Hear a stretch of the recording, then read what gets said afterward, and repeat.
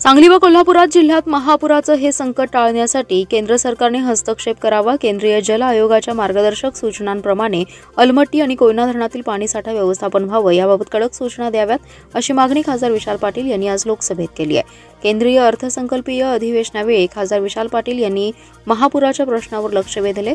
त्यांनी इंग्रजीतून प्रश्न मांडला। ते म्हणाले, माझा सांगली मतदारसंघ आणि पश्चिम महाराष्ट्र महापुराने प्रभावित होत आला आहे। कृष्णा नदीच्या खोऱ्यात सन 2005, 2019 आणि 2021ला महाप्रलयंकारी महापूर आला होता। आज पुन्हा एकदा महापुराची गंभीर समस्या निर्माण होताना दिसते। या स्थितीत केंद्रीय जल आयोगाच्या धरणातील पाणीसाठ्याबाबतच्या सूचनांचं तंतोतंत पालन करणं अत्यावश्यक होतं, मात्र तसं होताना दिसत नाही। त्यामुळे केंद्र सरकारने त्यात हस्तक्षेप करण्याची आवश्यकता आहे।